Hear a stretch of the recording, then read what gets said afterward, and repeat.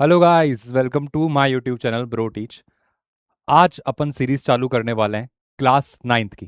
ठीक है, class ninth की नई बुक आई है एनसीईआरटी की, एक्सप्लोरेशन करके, जिसके अंदर पहला चैप्टर जो है वही एक्सप्लोरेशन नाम का है। अब वो जो चैप्टर है वो थोड़ा बहुत बेसिक बेसिक टाइप का चैप्टर है। ठीक है, मतलब उसके अंदर ज्यादा सवाल अपन को मिलेंगे नहीं। जो मेन कोर होता है ना इसका, तो 3 चैप्टर शुरुआत के देखो, बायो के हैं, फिर फिजिक्स आ रही है, फिर केमिस्ट्री आ रही है। लेकिन आज अपन सबसे पहला चैप्टर तो चालू नहीं करेंगे। हाँ, अपनी नाइन्थ क्लास जब मैं चालू करा रहा हूँ उसका पहला चैप्टर होगा चैप्टर नंबर 5, यानी डिस्क्राइबिंग मोशन अराउंड अस। तो आज अपन फिजिक्स के चैप्टर से चालू करेंगे अपना नाइन्थ क्लास का यूट्यूब चैनल ब्रो टीच करके जो है, जिसके अंदर आपको पता है कि मैंने क्लास 10th के अंदर एक रियल नंबर का चैप्टर अपलोड कर ही रखा है। अब क्लास नाइन्थ को लेके आया हूं मैं, क्लास नाइन्थ की साइंस पढ़ाऊंगा आपको, जिसके अंदर अपन पहला चैप्टर जो है डिस्क्राइबिंग मोशन अराउंड अस वो पढ़ेंगे। मेरा वादा यह है आप लोगों से कि जितना जितना मैं कर सकता हूं, जितना हो सकता है, सारे के सारे क्वेश्चंस आपको इस चैप्टर के कराऊंगा। पीवाईक्यू कराऊंगा आपको, और जो क्वेश्चंस आ सकते हैं अभी अपने एग्जाम में वो भी कराऊंगा। एनसीईआरटी के क्वेश्चन, जो पुरानी वाली एनसीईआरटी थी उसके भी क्वेश्चन कराऊंगा, और जो अभी नई एनसीईआरटी आई है उसके भी क्वेश्चंस अपन इसके अंदर डिस्कस करेंगे। ठीक है, पूरा कंप्लीट रहेगा। मैं एक चीज आपको गारंटी देता हूं कि क्लास नाइन्थ की साइंस और मैथ्स पूरी की पूरी मैं यूट्यूब पे लाके रख दूंगा। वन शॉट ला के नहीं रखूंगा, पहले ही बता रहा हूं कि कोई वन शॉट वीडियो नहीं है कि एक 2.5 से 3 घंटे का लंबा वीडियो हो गया और तुम एक बार में देख के खत्म कर दोगे 1.25 या 1.5 पे। उस तरीके का वीडियो नहीं है। जिस तरीके से अपन प्रॉपर कोचिंग के अंदर क्लासेस चलते हैं, जैसे प्रॉपर जैसे तुम नोट्स बनाओगे उसी तरीके से क्लासेस चलेंगी। ठीक है, एक एक लेक्चर की यहाँ पे वैल्यू रहेगी, कम से कम 7 से 8 लेक्चर का टॉपिक रहेगा। अच्छा टॉपिक है, बड़ा टॉपिक है, न्यूमेरिकल्स वाला टॉपिक है। मजा आएगा इस चैप्टर को करने में। आओ बिना कुछ देरी से एक बार अपन क्लास नाइन्थ का describing motion around us chapter को स्टार्ट करते हैं। मैं तुम्हें गारंटी देता हूं कि जैसे ये चैप्टर खत्म होगा तब तुम खुद बोलोगे कि तुम पहले कहां पे थे और बाद में कहां। अपना खुद चेक करना कि तुम्हारा लेवल कहां से कहां तक इंक्रीज हो सकता है। मैं इसकी गारंटी देता हूं तुम्हें, मैं इसकी गारंटी देता हूं। सारे क्वेश्चंस मैं खुद कराऊंगा। तुम्हें कुछ होमवर्क वगैरह के लिए नहीं दूंगा कि मैं तुम्हें बोल दूं कि ये वाला क्वेश्चन तुम खुद कराओ। सारे के सारे क्लास के अंदर अपन यहां बैठ के करेंगे। तुम्हें बस क्या करना है, कॉपी पेन लेके मेरे साथ पढ़ते रहना बस, और कुछ काम करने को मैं तुम्हें बोल नहीं रहा। सारा 100% मेरे पे है, बस तुम्हें तो समझना है केवल। पिक्चर चलती जाएगी और तुम समझते जाना। बस शुरू करते हैं, आओ जरा स्टार्ट करें क्लास नाइन्थ का chapter describing motion around us. सबसे पहले एक बार लेआउट बना लेते हैं कि अपन को इस चैप्टर के अंदर करना क्या क्या है, ये मोशन क्या होता है, क्या है इस चैप्टर का नाम। चलो आओ देखते हैं। देखो सबसे पहले मैं क्या बोलता हूं कि जब भी आपको चैप्टर पढ़ना है तो है ना, उसके नाम के अंदर ही उसका मतलब छुपा होता है। ठीक है, देखो चैप्टर का नाम क्या है, डिस्क्राइबिंग मोशन अराउंड अस। ठीक है, देखो भाई चैप्टर का नाम क्या है। देखो चैप्टर के नाम के अंदर एक मोटा मोटा वर्ड दिख रहा है अपन को, मोशन करके। तो अपन को कहीं ना कहीं ये चैप्टर अपना मोशन के अराउंड कुछ ना कुछ घूम रहा होगा। अब मोशन का मतलब क्या होता है, वो वाला नहीं जो तुम्हें हो रहा होता है, अब तुम समझ ही गए होगे, मेरे मुंह से निकलवाओ नहीं वो शब्द। अपन फिजिक्स के अंदर मोशन की बात करेंगे। ठीक है, तो अपन को क्या करना है, सबसे पहले तो अपन को बेसिक्स पढ़ना है कि भाई इनके अंदर क्या क्या चीजें क्या है। इस चैप्टर को पढ़ने से पहले कुछ कुछ होता है ना, देखो कुछ चैप्टर पढ़ने के लिए आपको कुछ ना कुछ बेसिक आने चाहिए पहले। तो अपन देखेंगे कि अपन को क्या क्या बेसिक पढ़ने, जैसे फिजिकल क्वांटिटी आपको पता होना चाहिए, आपको ये पता होना चाहिए कि मैग्नीट्यूड किसको कहते हैं, आपको ये पता होना चाहिए कि डायरेक्शन किसको कहते हैं। सारा का सारा आप टेंशन मत करो, अपन इस लेक्चर के अंदर डील करेंगे। ठीक है, इसके बाद अपन को पढ़ना है इस चैप्टर के अंदर uniform motion and non uniform motion. ये क्या नई चीज है, सब चैप्टर के अंदर आ जाएगा। मैं आपको अभी केवल ओवरव्यू बता रहा हूं कि अपन को पढ़ना क्या क्या है। ठीक है, uniform motion and non uniform motion. ठीक है, फिर एक नई चीज आएगी डिस्टेंस एंड डिस्प्लेसमेंट करके, वो एक और चीज पढ़नी है अपन को। डिस्टेंस आपको पता होगा, एक नई चीज बन गई है इसके अंदर, डिस्प्लेसमेंट। बन तो क्या गई है, मतलब इस 9th क्लास के अंदर अपन को पढ़नी पड़ेगी। एक डिस्टेंस है और एक है डिस्प्लेसमेंट, ये आपको पढ़ना पड़ेगा इस चैप्टर के अंदर। और क्या चीज पढ़नी पड़ेगी, स्पीड पढ़नी पड़ेगी। अब एक बात बताओ, स्पीड तो आप पढ़ते हुए आ रहे हो, शायद से 7th 8th क्लास से पढ़ते हुए आ रहे हो कि स्पीड का मतलब क्या होता है। तो यहां पे भी अपन को स्पीड का देखना पड़ेगा, स्पीड पढ़नी है। देखो जैसे सबसे पहले अपन ने डिस्टेंस पहले पढ़ रखा था, अपन इस क्लास 9th में पढ़ेंगे डिस्प्लेसमेंट नाम की एक नई चीज। क्या है क्या सब आगे देखेंगे, अभी मैं बता रहा हूं कि अपन को पढ़ना क्या क्या। स्पीड अपन को पढ़ना है, और क्या पढ़ना है, वेलोसिटी। ठीक है, ये भी देख लेंगे।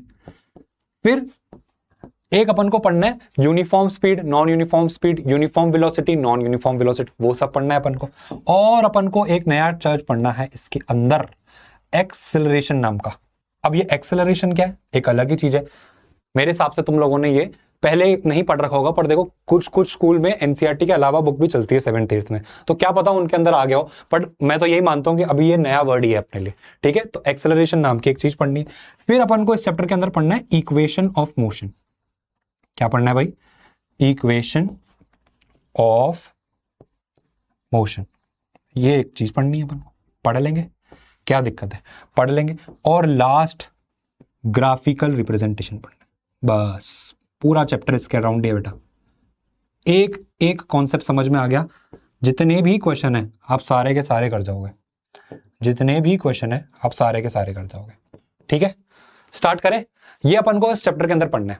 चालू करूं, बेसिक से चालू करेंगे, पहले ही बता रहा हूं, एक एक बेसिक पकड़ पकड़ के चलेंगे। मैं गारंटी देता हूं कि आप लोगों को सब समझ में आ जाएगा। ठीक है, स्टार्ट करते हैं, चलो जय गणेश करते हैं। चैप्टर की सबसे पहले इंट्रोडक्शन पढ़ते हैं। क्या लिखा हुआ है देखो, everything in nature is in motion. मेरे को लग रहा है दिख रहा होगा तुमको, नहीं, everything in nature is in motion, we have a wide variety of motion in nature. क्या मतलब हो गया इसका, देखो सबसे पहली बात, मोशन क्या है वो चीज पढ़ते हैं। देखो मोशन का मतलब होता है चलना, या फिर कोई चीज दौड़ रही है, चल रही है, या मूवमेंट कर रही है। बहुत सिंपल सी बात, मोशन का एक नॉर्मल मतलब हो गया मूवमेंट। ये बात समझ लो, मोशन का मतलब क्या हो गया, मूवमेंट। यानी कोई भी चीज चल रही है, दौड़ रही है, भाग रही है, कुछ भी कर रही है, तो वो क्या हो गया, मोशन हो गया। और एक चीज मान लो जो रुकी हुई है, तो वो क्या हो जाता है, रेस्ट हो जाता है। मतलब ऑब्जेक्ट रेस्ट पे रुका हुआ है अभी। तो एक बेसिक चीज समझ लो, एक बेसिक चीज समझ लो कि अपन को क्या पढ़ना पड़ेगा। सबसे पहले अपन को ये समझ में आ गया भाई कि मोशन का मतलब क्या है, कि कुछ मूवमेंट से रिलेटेड वर्ड है। मूवमेंट मतलब कोई चीज चल रही है। ठीक है, मूव। और अच्छे से देखो, तो जैसे मान लो एक ऑब्जेक्ट है इधर ए, मान लो कोई भी एक ए ऑब्जेक्ट इधर खड़ा हुआ है। मैंने देखा कि ए ऑब्जेक्ट 5 या 10 सेकंड के बाद यहां आके पहुंच गया, यहां पे ए आ गया। तो इसका मतलब क्या हो गया, ए ने अपनी पोजीशन चेंज कर ली। तो इसका मतलब मैं बोलूंगा कि ए ने कुछ मोशन किया होगा। भाई सीधी सी बात है, अगर मैं यहां से यहां चलते हुए आ रहा हूं, तो मैंने अपनी पोजीशन चेंज करी, यानी मैंने मोशन किया। तो इसका मतलब यह हो गया कि मोशन का कहीं ना कहीं पोजीशन से कुछ ना कुछ तो लेना देना होगा। ठीक है, ये बात भी समझ में आ गई। तो मैं मोशन का मतलब अभी तो मूवमेंट बोल रहा हूं, बट अब मेरे को धीरे धीरे समझ में आ रहा है कि कोई भी ऑब्जेक्ट जब अपनी पोजीशन चेंज करता है टाइम के अकॉर्डिंग, तो वो ऑब्जेक्ट क्या हो गया, मोशन में हो गया। ऐसा ऑब्जेक्ट, वापस देखो, ऐसा ऑब्जेक्ट जो टाइम के अकॉर्डिंग अपनी पोजीशन चेंज कर रहा है। देखो पहले उसकी पोजीशन यहां थी, अब आ गई यहां पे। तो टाइम के अकॉर्डिंग जैसे ही पोजीशन चेंज होती है, तो मैं क्या बोलता हूं कि वो ऑब्जेक्ट किसमें है, मोशन के अंदर है। क्या यहां तक बात समझ में आ रही है, नहीं आ रही है? अगर ये बात समझ में आ गई, तो एक दूसरा वर्ड होता है रेस्ट। रेस्ट का मतलब क्या हो गया, कि एक ऑब्जेक्ट वहीं पे खड़ा हुआ है। जैसे मान लो ये ए ऑब्जेक्ट की बात करूं, ठीक है, इस ए ऑब्जेक्ट की बात करता हूं दोबारा। मान लो मैंने देखा कि ए ऑब्जेक्ट यहां पे खड़ा हुआ था। जैसे तुम ए ऑब्जेक्ट को भी छोड़ो, मेरे को देखो, मान लो मैं अभी यहां खड़ा हूं, अब 1 मिनट के बाद भी मान लो मैं यहीं खड़ा हूं, मतलब मेरी पोजीशन चेंज ही नहीं हो रही। तो रेस्ट वाला ऑब्जेक्ट क्या हो गया, ऐसा ऑब्जेक्ट जब ऑब्जेक्ट की पोजीशन चेंज ही नहीं होती है ना टाइम के अकॉर्डिंग, तो अपन उसको क्या कह देते हैं, रेस्ट में कह देते हैं। अब वो बात समझ में आई, मोशन का मतलब क्या हो गया। मोशन का मतलब क्या हो गया कि आपकी पोजीशन चेंज होती रहेगी टाइम के अकॉर्डिंग, आपकी पोजीशन चेंज होती रहेगी अकॉर्डिंग टू टाइम। और रेस्ट का मतलब क्या हो गया, कि आपकी पोजीशन चेंज ही नहीं होगी। So no change in position, no change in position, मतलब आपकी पोजीशन चेंज ही नहीं हो रही है टाइम के अकॉर्डिंग। ठीक है, ठीक है, बोलो position change according to time, लिख दो अकॉर्डिंग टू टाइम। तो नो, और रेस्ट का मतलब no change in position according with time, मतलब टाइम के अकॉर्डिंग चेंज ही नहीं हो रही पोजीशन, तो वो ऑब्जेक्ट किस में हो गया, रेस्ट में हो गया। क्या ये बात समझ में आ रही है? बहुत सिंपल था। और एक चीज और है कि एक ऑब्जेक्ट मान लो रेस्ट पे, तो रेस्ट वाले को एक दूसरा सिनोनिम में एक और वर्ड देता हूं, स्टेशनरी करके। यानी अगर मैं रेस्ट बोलूं या स्टेशनरी बोलूं, एक ही बात है भाई, कोई डिफरेंस नहीं है। रेस्ट और स्टेशनरी एक ही मतलब होता है। बात समझ में आ रही है? क्लियर हो गया? चलो एक बार वापस देख लेते हैं। ये तो अपने पढ़ लिया था। A common property of all the moving body is that they change their position with time. देखो एक यही बेसिक चीज, मोशन का मतलब क्या हो गया, कि कोई भी ऑब्जेक्ट मूवमेंट कर रहा है। और मूवमेंट कैसे पता जाएगा, कि अगर कोई भी ऑब्जेक्ट की पोजीशन चेंज हो रही है टाइम के अकॉर्डिंग, तो मैं उसको बोल दूंगा कि वो ऑब्जेक्ट किसमें, मोशन में। ठीक है, a body is said to be in the position when its position changes with the time. वही चीज बोल दी वापस। ठीक है, कि जब भी ऑब्जेक्ट की पोजीशन टाइम के अकॉर्डिंग चेंज होती रहेगी तो मैं उसको क्या नाम दे दूंगा, मोशन का। देखो इसकी प्रॉपर डेफिनेशन है, अगर आपके स्कूल में कभी डेफिनेशन भी पूछ लेता है तो आप ये डेफिनेशन लिख के आ सकते हो।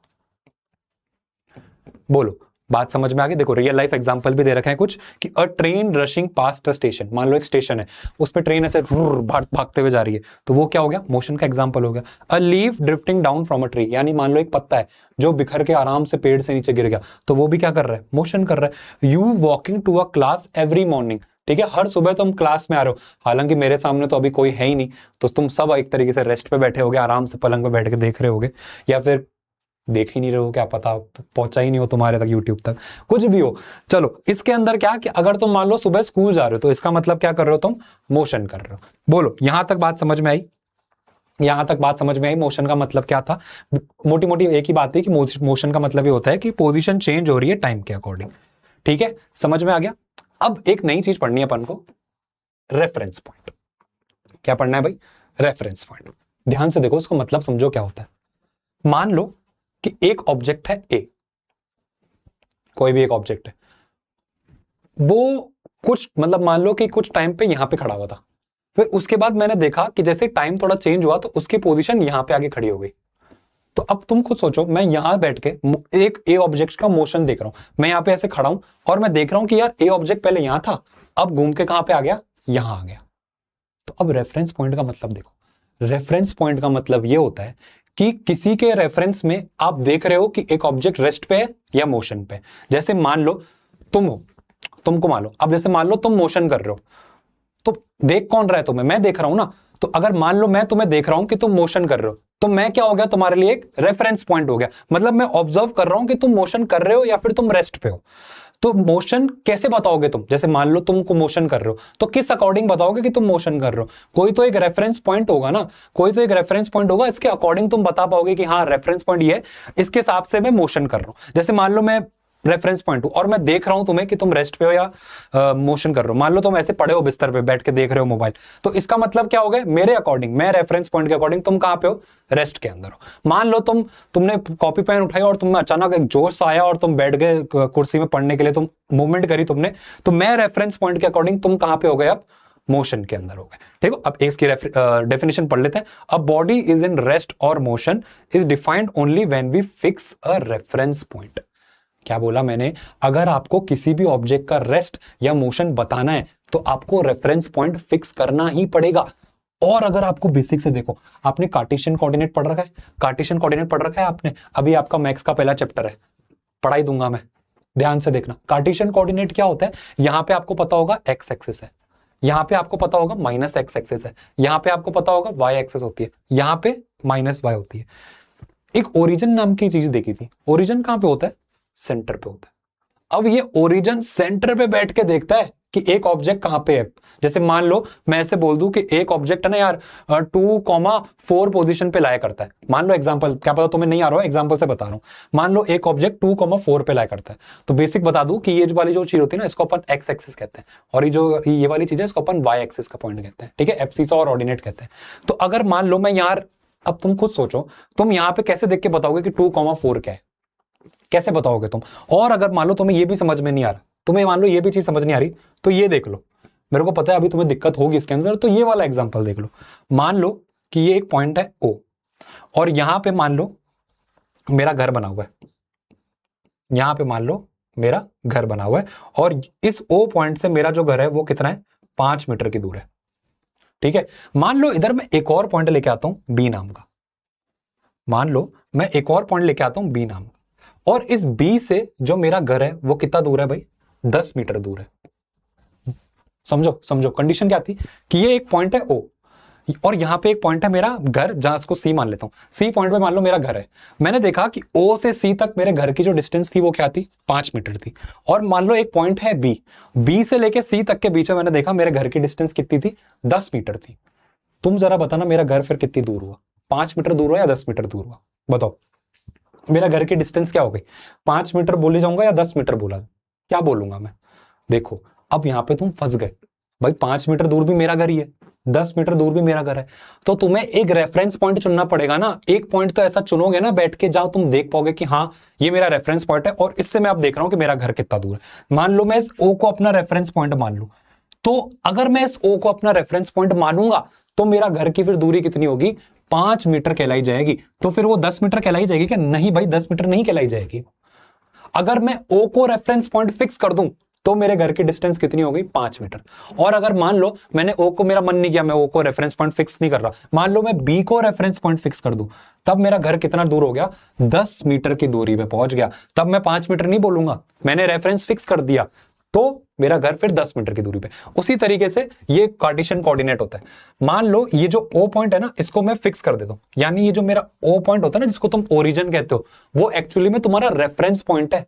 उस रेफरेंस पॉइंट से तुम ये सब डिस्टेंस निकालोगे, 2,4, 4,6, जो तुम नहीं पढ़ते रहते कि यहाँ पे प्लस प्लस आता है, यहाँ पे वो क्या माइनस प्लस आता है, ये जब तुम पढ़ते हो, ये क्यों पढ़ रहे हो, तुम कैसे पढ़ रहे हो, यानी तुमने ओरिजिन ओ को फिक्स कर रखा है, तुमने उसको रेफरेंस पॉइंट मान रखा है। तो इसी तरीके से फिजिक्स में अगर आपको मोशन या फिर ऑब्जेक्ट रेस्ट में आपको पता करना है, तो आपको एक रेफरेंस पॉइंट तो चुनना पड़ेगा। ये मोटे मोटे कहने की बात थी। बोलो, समझ में आ गया? ये अपने डेफिनेशन पढ़ ली। A body is in rest और motion is defined only when we fix a reference point. यहां तक समझ में आ रहा है? देखो एक एग्जांपल लिखा हुआ है, in a Cartesian coordinate the origin is the reference point. यानी कार्टेशियन कोऑर्डिनेट में कौन सा रेफरेंस पॉइंट हो जाता है, ओरिजिन एक रेफरेंस पॉइंट होता है। ठीक है, चलो आगे देखो। So a body is said to be in the motion when its position change continuously with respect to a stationary object taken as reference point. क्या मतलब हो गया भाई, क्या लंबा चौड़ा लिख दिया? ध्यान से देखो, मान लो एक मैं फिक्स हो गया हूं, मान लो मैं रेफरेंस पॉइंट हूं, और तुम मेरे आगे से ही, तुम भी मान लो ये मच्छर है, और मच्छर मेरे आंखों यहाँ पे से ऐसे करके गुजरा, मच्छर काड़ी कुछ भी मान लो, मच्छर मान लो गुजरा करके गुजरा, तो मैं तो फिक्स था, मैं तो रेफरेंस पॉइंट फिक्स था। मैंने रेफरेंस पॉइंट में देखा किसको, मच्छर को, और मच्छर क्या करके गया यहाँ पे, मोशन करता हुआ गया। तो मैं रेफरेंस पॉइंट फिक्स हुआ, मैं तो स्टेशनरी हूं ना, स्टेशनरी मतलब रेस्ट, मतलब मैं तो रेस्ट पे बैठा हूं, मैं देख किसको रहा हूं, मच्छर को देख रहा हूं मोशन में। यानी रेफरेंस पॉइंट को तुमने क्या कर दिया, फिक्स कर दिया, रेस्ट पे कर दिया, और उसके बाद तुम किसी ऑब्जेक्ट को देख रहे हो कि वो मोशन में है या फिर रेस्ट पे। ये मोटा मोटा कहने का मतलब है। ठीक है, a person sitting on a moving train is at rest relative to their co-passenger but in motion relative to someone standing on the platform. क्या मतलब हुआ उसका? अरे वही बेसिक चीज, जैसे मान लो तुम ट्रेन में सफर कर रहे हो, मान लो तुम और तुम्हारा दोस्त ट्रेन में सफर कर रहे हो, तो एक मैं इधर बैठा हूं और मेरे बगल में मेरा दोस्त बैठा हुआ है। तो अब मेरे दोस्त को अगर मैं रेफरेंस पॉइंट मानूं, तो मैं फिर किस में हो गया, मान लो ये मेरा दोस्त और ये मैं खुद, तो मैं अपने दोस्त को मान लो रेफरेंस पॉइंट मान लूं, तो फिर मैं तो एक तरीके से रेस्ट पे हो गया ना। मैंने अपने इधर रेफरेंस पॉइंट अपना दोस्त माना, तो मेरा मैं जो खुद था वो रेस्ट पे हूं। पर अगर मान लो मैं रेफरेंस पॉइंट मान लूं बाहर खड़े किसी इंसान को जो प्लेटफॉर्म में वेट कर रहा है अपना ट्रेन का आने का, तो उसके लिए तो मैं मोशन में हुआ ना, उसके लिए तो मैं उड़ता हुआ गया ट्रेन के अंदर से, सीधा बैठ बैठ के निकल गया आगे, तो उसके लिए तो मैं मोशन में हुआ। तो इसलिए मैंने क्या बोला, आपको फिक्स करना पड़ेगा रेफरेंस पॉइंट एक।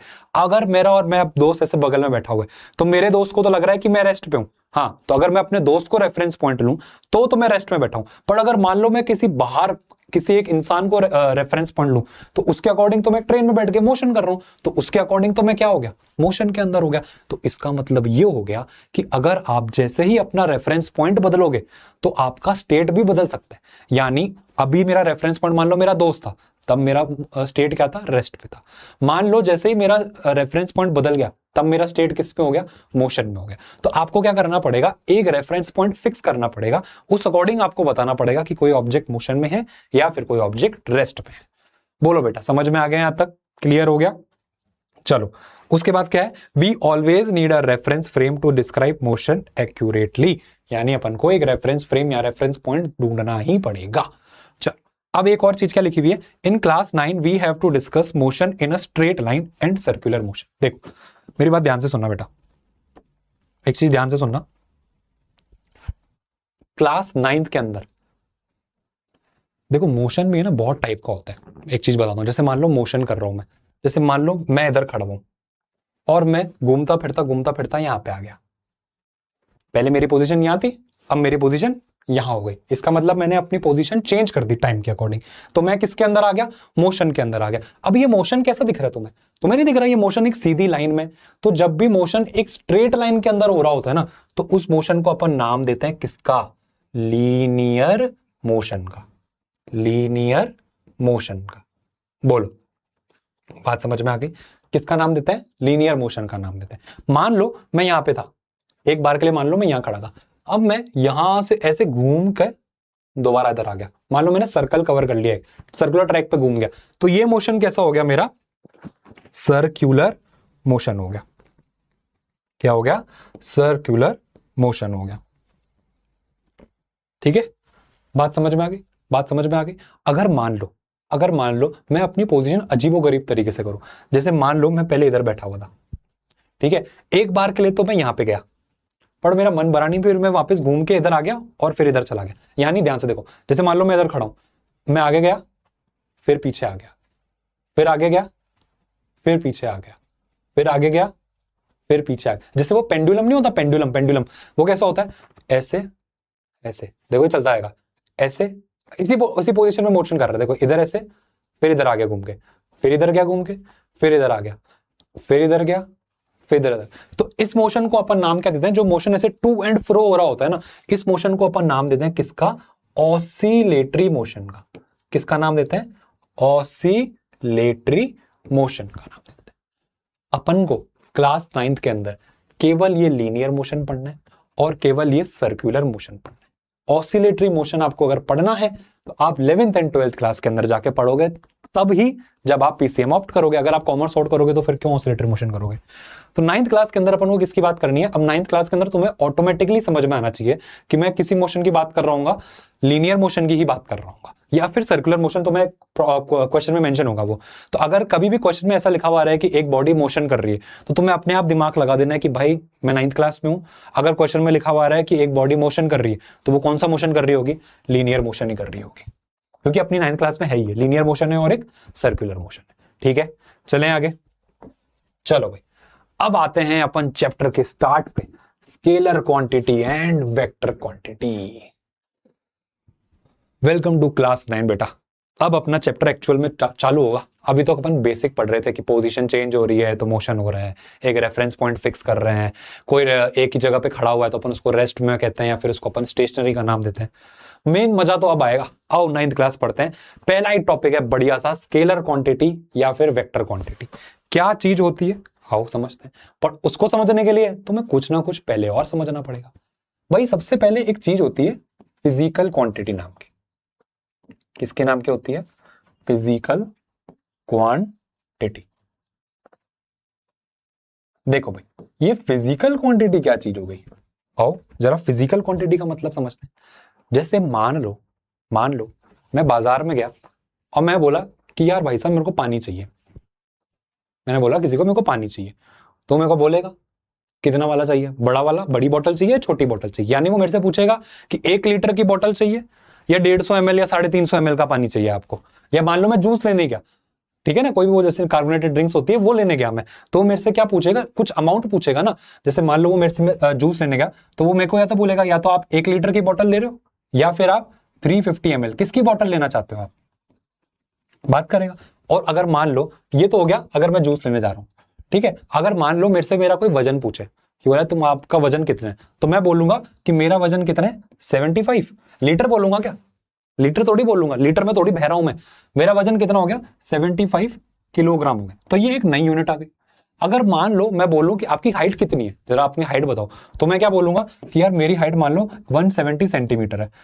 तो क्या मैं ऐसा बोलूंगा कि मेरी हाइट 170 किलो है? ये तो बोलूंगा नहीं मैं क्या बोल दूंगा? 170 सेंटीमीटर है।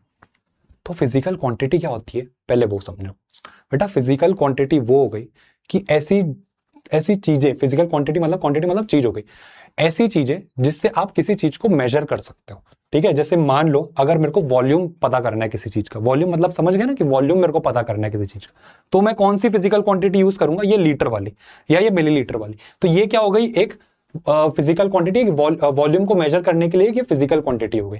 जैसे मान लो मेरे को किसी का वजन नापना है, तो वजन नापने के लिए मैं लीटर किलोलीटर तो जाऊंगा नहीं, मैं कहां जाऊंगा? उसमें किलोग्राम में जाऊंगा।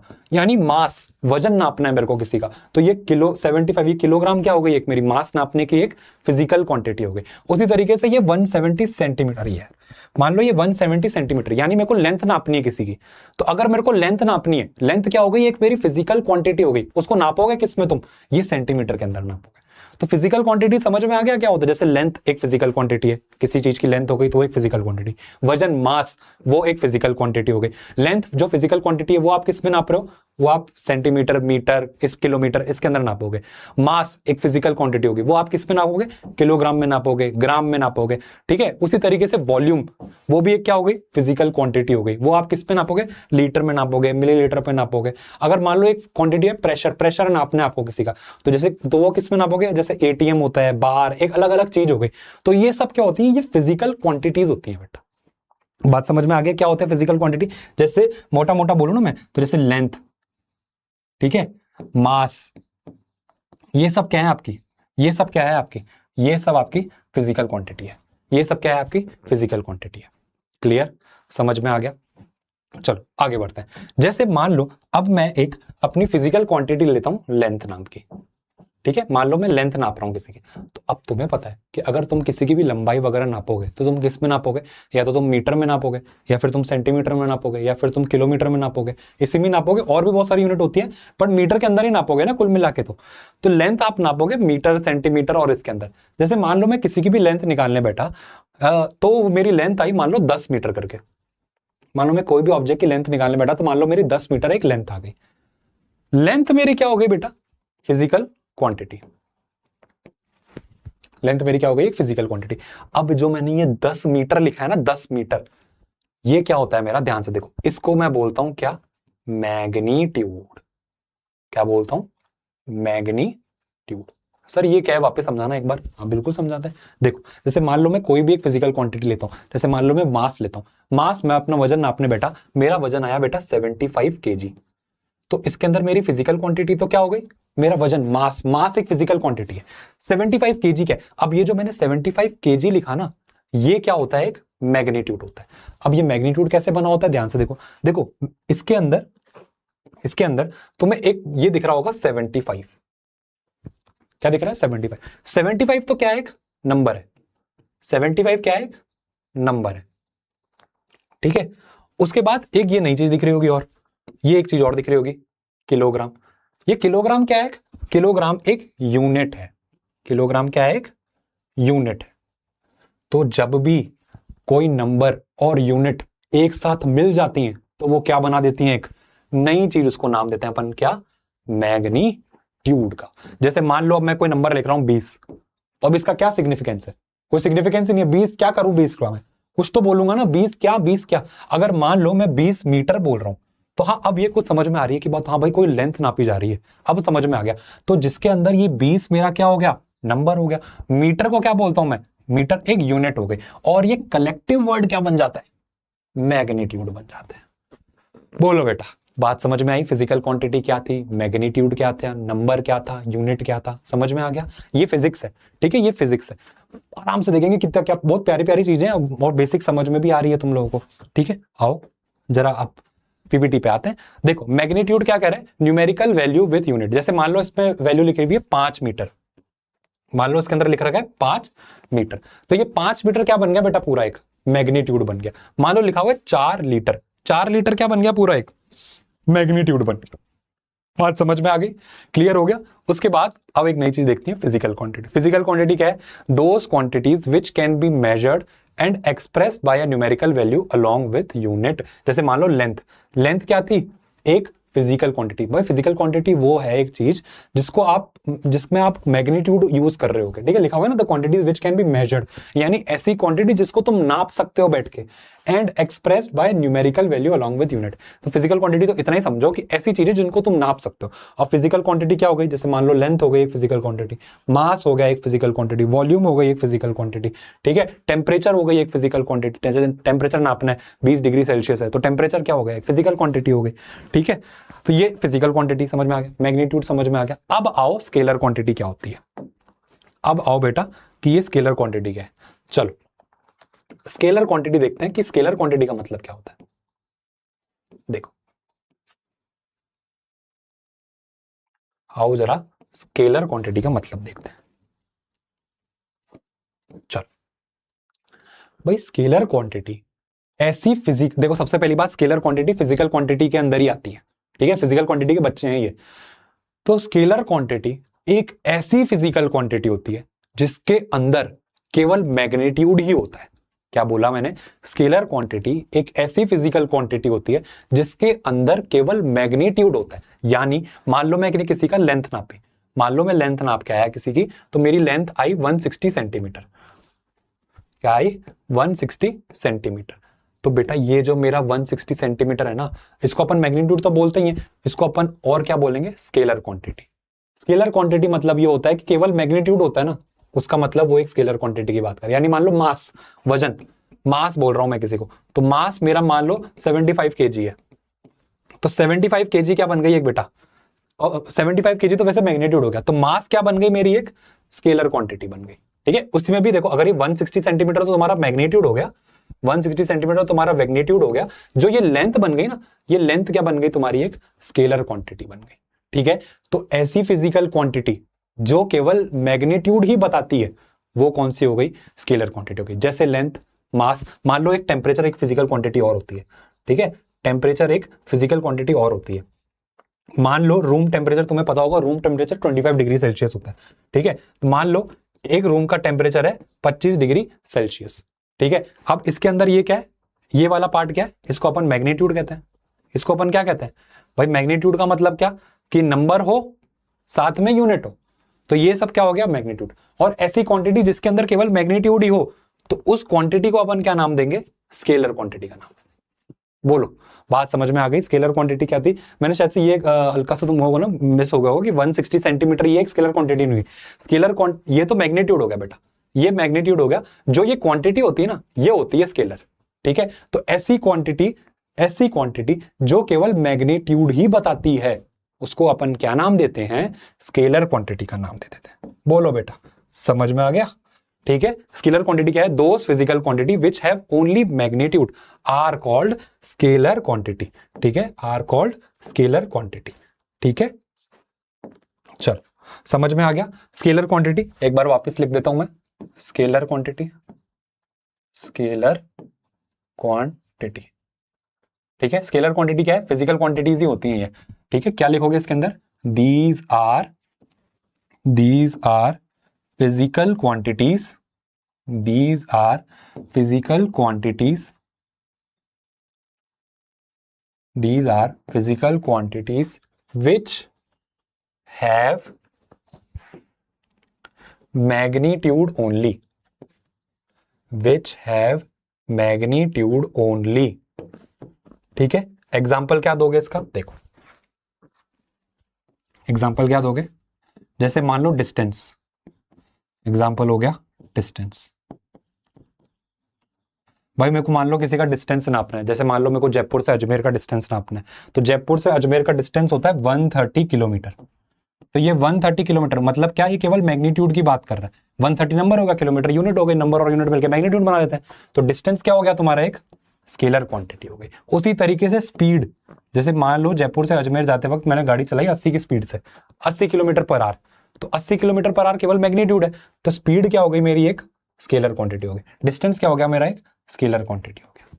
बात समझ में आ गई? क्लियर हो गया स्केलर क्वांटिटी का मतलब क्या होता है? अब अगर तुम्हें स्केलर क्वांटिटी का मतलब समझ में आ गया, तो अब अपन को एक दूसरी चीज पढ़नी है, जो कि क्या होती है? Vector quantity. क्या पढ़ना है भैया? Vector quantity.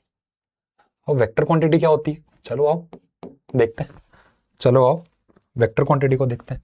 देखो भाई वेक्टर क्वांटिटी एक ऐसी फिजिकल क्वांटिटी होती है जिसके अंदर मैग्नीट्यूड तो होता ही है, हाँ मैग्नीट्यूड तो होता ही है, प्लस साथ साथ में उसमें डायरेक्शन भी आ जाए, तो वो क्या बन जाती है? वेक्टर क्वांटिटी बन जाती है। कैसे? क्या क्या समझ नहीं है? देखो, जैसे मान लो मैं एक चीज लिख रहा हूं, 5 किलोमीटर टुवर्ड्स नॉर्थ। ध्यान से देखना बेटा, 5 किलोमीटर टुवर्ड्स नॉर्थ, ध्यान से देखना। ये 5 किलोमीटर क्या है? ये 5 किलोमीटर क्या है? अभी हमने पढ़ा 5 किलोमीटर तो केवल एक मैग्नीट्यूड बता रहा है। ये तो क्या है? ये तो केवल एक मैग्नीट्यूड है, हा? ये तो केवल एक मैग्नीट्यूड है। ठीक है, अब इस मैग्नीट्यूड के साथ मैंने एक डायरेक्शन भी जोड़ दी। डायरेक्शन देखो बता रहा है ना, नॉर्थ मतलब ऊपर की तरफ, तो मैंने यहां पे एक डायरेक्शन भी जोड़ दी। तो वेक्टर क्वांटिटी क्या होती है? ऐसी क्वांटिटीज होती हैं जिसमें मैग्नीट्यूड तो होता ही है बेटा, साथ साथ में उनके डायरेक्शन भी आ जाती है। क्या बोला मैंने? साथ साथ में उनके डायरेक्शन भी आ जाती है। तो ऐसी फिजिकल क्वांटिटी जिसमें मैग्नीट्यूड भी हो प्लस उसमें डायरेक्शन भी दी हुई हो, तो इसका मतलब हमको क्या समझ में आ जाएगा? वो वेक्टर क्वांटिटी है। ठीक है, इसकी डेफिनेशन कैसे लिखोगे? इसकी डेफिनेशन कैसे लिखोगे? दोज फिजिकल क्वांटिटीज, ठीक है, those physical quantities,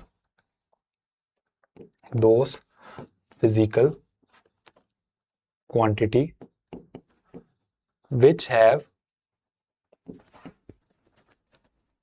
magnitude as well as direction, magnitude as well as direction are called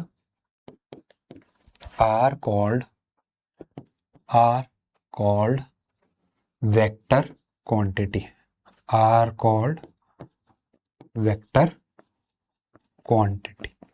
बात समझ में आ गई? वेक्टर क्वांटिटी क्या आती? मतलब ऐसी फिजिकल क्वांटिटी जिसमें मैग्नीट्यूड भी होना चाहिए, साथ साथ में उनके डायरेक्शन भी होने चाहिए। सर इनका एग्जांपल बता दो। देखो एग्जांपल भी लिख लेते हैं। एग्जांपल होता है इनका डिस्प्लेसमेंट। क्या है ये डिस्प्लेसमेंट? आगे जाके आएगा, अभी मत पूछो, अभी केवल लिख लो। और क्या आएगा? वेलोसिटी। क्या होता है वेलोसिटी? अभी मत पूछो, आगे जाके आ जाएगा। और होता है एक्सेलरेशन। एक्सेलरेशन क्या होता है ये? अभी मत पूछो, आगे जाके आ जाएगा। अभी केवल एग्जांपल में ध्यान रखो और ये पता करो कि बस वेक्टर क्वांटिटी होती है। वेक्टर क्वांटिटी क्या है? ऐसी फिजिकल क्वांटिटी जिसके अंदर केवल मैग्नीट्यूड हो और उसके पास डायरेक्शन भी हो, तो उसको अपन क्या नाम देते हैं? मैग्नीट्यूड। और वेक्टर क्वांटिटी का नाम दे देते हैं। बोलो बेटा, बात समझ में आ रही है? बात समझ में आ रही है? एक बार बेसिक में देख लेता हूं, और कुछ छूट तो नहीं गया उस स्लाइड में से? छूटना कुछ भी नहीं चाहिए भाई, सबका सब पढ़ूंगा। हाँ, एक ये पार्ट देखो छूट रहा है, देखो एक ये पार्ट पढ़ाना था। हाँ देखो, ठीक है, ध्यान से देखो भाई। आप भाई अब तुम्हें क्या है? तुम्हें वेक्टर क्वांटिटी पढ़नी है। तो वेक्टर क्वांटिटी में मैंने बोला कि भाई मैग्नीट्यूड होगा और साथ साथ में क्या होगा? डायरेक्शन भी होगा। अब मैग्नीट्यूड तो हमेशा तुम्हें क्वेश्चन में दे ही रखा होगा बेटा, जैसे 20 किलोमीटर है, 20 लीटर है, ठीक है, 20 डिग्री सेल्सियस है, वो तुम्हें सब आगे दे रखा होगा मैग्नीट्यूड। अपन को मेन मतलब होता है डायरेक्शन से। अब डायरेक्शन कितनी होती है तुम्हें पता है? ऊपर नीचे दाएं बाएं, या फिर नॉर्थ साउथ ईस्ट वेस्ट, यही डायरेक्शन है 4। अब फिजिक्स के अंदर अपन डायरेक्शन कैसे, मैंने बताया था कार्टेशियन कोऑर्डिनेट में अपन रेफरेंस पॉइंट किसको मानते हैं?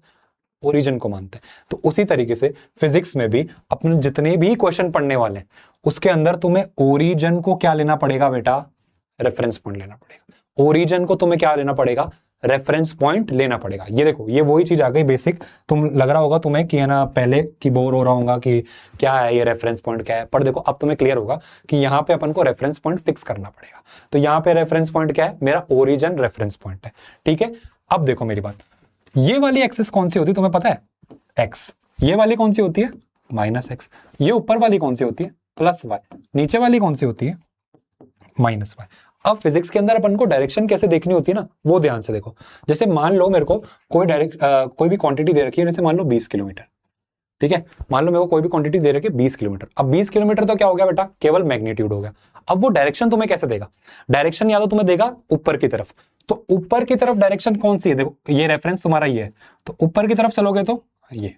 अगर वो तुम्हें बोले डायरेक्शन नीचे की तरफ है, तो नीचे की तरफ डायरेक्शन ये होगी। अगर वो तुम्हें बोले राइट साइड की तरफ मेरी डायरेक्शन है, या फिर ईस्ट की तरफ मेरी डायरेक्शन है, तो कौन सी हो गई? ये। और अगर तुम्हें बोले वेस्ट की तरफ मेरी डायरेक्शन है या लेफ्ट की तरफ है, तो डायरेक्शन तुम्हारी कौन सी हो जाएगी? ये माइनस एक्स एक्स वाली हो जाएगी।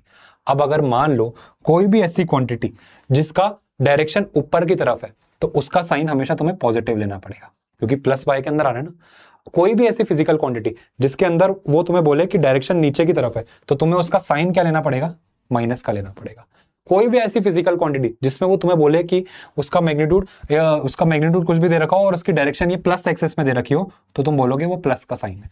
अगर मान लो माइनस एक्स की तरफ दे रखी हो, तो वो तुम्हें माइनस का साइन देखना पड़ेगा। अब ये क्या होता है प्लस माइनस क्या है, ये आगे जाके सब क्लियर हो जाएगा। बस अभी इतना दिमाग लगा के चलो कि ओरिजिन क्या है, तुम्हारा रेफरेंस पॉइंट है। उसके ऊपर जाओगे तो प्लस, नीचे जाओगे माइनस, इस तरफ जाओगे प्लस, इस तरफ जाओगे मतलब इधर देख लो, इस तरफ जाओगे प्लस, इधर जाओगे माइनस, ठीक है, बोर्ड के अकॉर्डिंग चलो, मैं तो अपने उस डायरेक्शन में चला गया था, ठीक है। यहां समझ में आ गया क्या है, जैसे एक्सेस होती है ना उसी तरीके से बिल्डअप होता है ये, समझ में आ गया वेक्टर क्वांटिटी क्या है। वेक्टर क्वांटिटी में क्या था, बस मैग्नीट्यूड था और डायरेक्शन था। डायरेक्शन अपन ऐसी तरीके से स्पेसिफाई करेंगे, ठीक है। जैसे मान लो वो अगर तुम्हें कोई भी एग्जांपल लो वेक्टर क्वांटिटी का, जैसे मान लो वो तुम्हें वेक्टर क्वांटिटी दे रहा है एक्सेलरेशन के नाम की, अपन ने पढ़ी ना अभी, एक्सेलरेशन नाम के एक वेक्टर क्वांटिटी होती है, क्या होती है, कैसे होती है, वो तो अपन आगे पढ़ेंगे।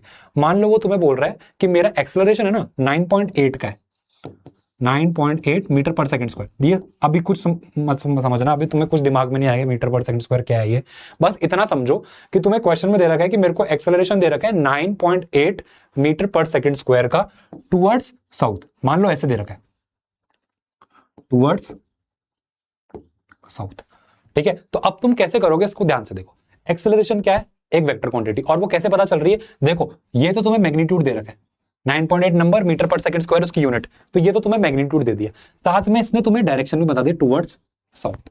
इसका मतलब हमें समझ में आ गया कि ये तो क्या है, एक वेक्टर क्वांटिटी है, पर इसको लिखोगे कैसे ना वो ध्यान से देखो। तुम समझ जाओ कि तुम कहां खड़े हो, इस ओरिजिन पॉइंट पे खड़े हो। एक्सेलरेशन का उसने मैग्नीट्यूड तुम्हें दे दिया, कितना है भाई मेरा 9.8, पर तुम्हें डायरेक्शन बोल दी साउथ की तरफ है। अब साउथ देखो ये रहा नीचे, और नीचे कौन सा साइन जा रहा है, माइनस का, तो अब तुम्हारी एक्सेलरेशन की जो वैल्यू हो जाएगी ना बेटा, वो अपने आप -9.8 हो जाएगी। माइनस का साइन लिखते ही मुझे ये समझ में आया कि उसने डायरेक्शन नीचे की तरफ बोल रखी है। ये मतलब होता है इस प्लस माइनस साइन का, ये मतलब होता है इस प्लस माइनस साइन का। एक और एग्जांपल से देखो, एक और एग्जांपल से देखो, देखो देखो देखो, मान लो वो तुम्हें ऐसे बोल रहा है कि यार मेरी एक ऑब्जेक्ट है, उसकी जो मेरी वेलोसिटी है ना यार, एक ऑब्जेक्ट है उसकी जो मेरी वेलोसिटी है ना वो कुछ 20 मीटर पर सेकंड है, पर नॉर्थ की तरफ है यार, वो किसकी तरफ है, नॉर्थ की तरफ है। अब ये वेलोसिटी क्या होती है हम सर आगे जाके समझ ही लेंगे, बस अभी तो मैं एग्जांपल ले रहा हूं, तुम्हें बता दिया 20 किलोमीटर टुवर्ड्स नॉर्थ, ये क्या है, मेरी वेलोसिटी दे रखी है। तो ये 20 मीटर पर सेकंड क्या हो गया, मैग्नीट्यूड हो गया। 20 मीटर पर सेकंड क्या हुआ, मैग्नीट्यूड हो गया। टुवर्ड्स नॉर्थ, नॉर्थ देखो ये रहा रेफरेंस, ये रहा रेफरेंस पॉइंट, ये रहा नॉर्थ है ऊपर की तरफ, और ऊपर की तरफ साइन कौन सा है, प्लस का है। तो इसका मतलब मेरा जो वेलोसिटी का मैग्नीट्यूड, मतलब जो वेलोसिटी हो जाएगी वो पूरी, वो हो जाएगी +20, यानी +20 मीटर पर सेकेंड। ऐसे भी डिनोट कर सकता हूं। अगर मेरे को डायरेक्शन डोनेट नहीं करने टुवर्ड्स नॉर्थ, इतना बड़ा नहीं लिखना मेरे को, तो मैं केवल एक प्लस का साइन लगा दूंगा। इस प्लस का साइन लगाते ही मुझे समझ में आ जाएगा कि मेरी वेलोसिटी ऊपर की तरफ है, और कौन सी साइन है, प्लस की तरफ।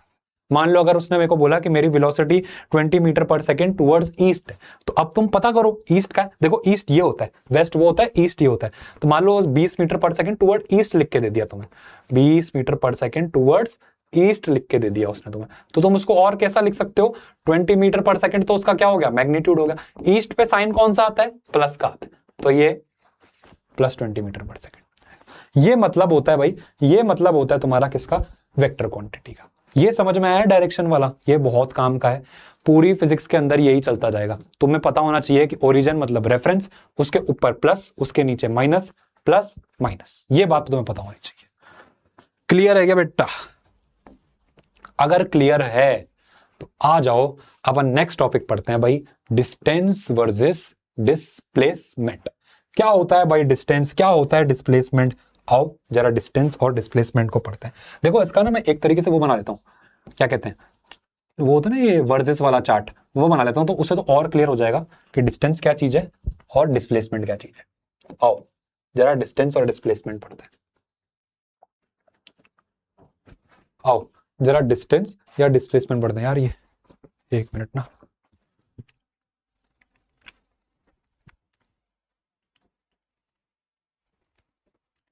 चल देखो भाई, अब डिस्टेंस क्या होता है ध्यान से देखो, डिस्टेंस क्या होता है देखो, मान लो मेरे को किसी भी चीज की लेंथ नापनी है, क्या बोला मैंने, मान लो मेरे को किसी भी चीज की लेंथ नापनी है, तो वो क्या हो गया मेरा एक तरीके से डिस्टेंस हो गया। यानी समझ में नहीं आया सर, देखो जैसे मान लो मेरे को यहां से लेके यहां तक जाना है, यहां से लेके मेरे को यहां तक पहुंचना है, तो इसकी लेंथ कितनी होगी, जैसे मान लो इसकी लेंथ होगी 20 मीटर, तो 20 मीटर ये क्या हो गया, डिस्टेंस बन जाएगा मेरा।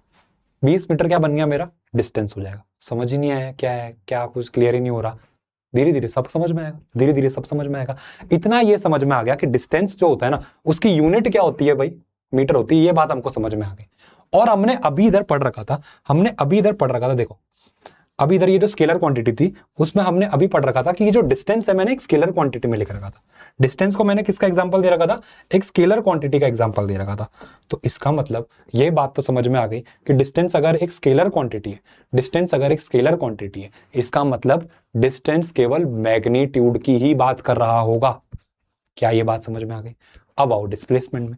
डिस्प्लेसमेंट भी क्या होती है? डिस्प्लेसमेंट भी अपन इसी के अंदर ही नापते हैं। जैसे मान लो मेरे को ए से बी में जाना है, मेरे को यहां से मेरे को ए से बी में जाना है, और यहां पे मान लो मेरा डिस्प्लेसमेंट कितना है, 20 मीटर है।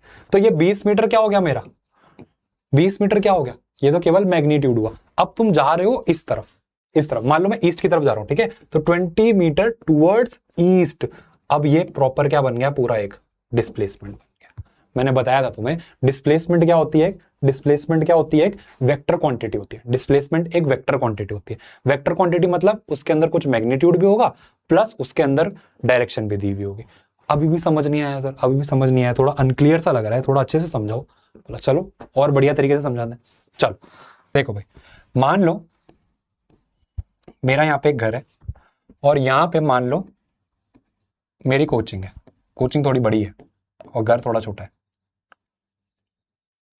ठीक है। यहां मान लो मेरा घर है और यहां मान लो मेरी कोचिंग है, ठीक है। अब एग्जांपल समझते हैं कि डिस्टेंस और डिस्प्लेसमेंट कैसे देखा जाता है। ध्यान से देखो भाई, अगर मान लो मैं यहां से निकला घर से और कोचिंग में जाके पहुंचा, और जब मैं घर से कोचिंग गया ना तो मैंने नोटिस किया कि जो मेरा डिस्टेंस है ये टोटल 200 मीटर का डिस्टेंस है। घर से मैं कोचिंग निकला और डिस्टेंस कितने का निकला, 200 मीटर का निकला। अब मान लो मेरी इच्छा हुई कि मैं इस कोचिंग से लेके वापस इधर अपनी जगह पहुंच गया। यहां मान लो कोई एक मस्त पिज्जा स्टेशन है बढ़िया सा, ठीक है, कोई पिज्जा स्टेशन है बढ़िया सा, उधर जाके मैं रुक गया और वहां पे मैं आराम से पिज्जा खा रहा हूं, बढ़िया टिका टिका के खा रहा हूं। तो कोचिंग से जो मेरा पिज्जा स्टेशन है वो मान लो 50 मीटर के डिस्टेंस पे। कहानी देखो क्या थी, मैं घर से निकला कोचिंग के लिए, कितना डिस्टेंस ट्रेवल किया, 200 मीटर। उसके बाद मैं दोबारा कोचिंग से पिज्जा स्टेशन में, और पुलिस स्टेशन नहीं है ये पिज्जा स्टेशन है, उसके अंदर आया, वहां पे मेरा डिस्टेंस कितना हुआ, 50 मीटर का। तो सोचो मैंने टोटल डिस्टेंस कितना ट्रेवल किया। मैंने टोटल डिस्टेंस यहां से पहले 200 गया, फिर उसके बाद 50 किया, तो मेरा टोटल डिस्टेंस ट्रेवल कितना हो गया बेटा, 250 मीटर का हो गया। मेरा टोटल डिस्टेंस ट्रेवल कितना हो गया, 250 मीटर का हो गया।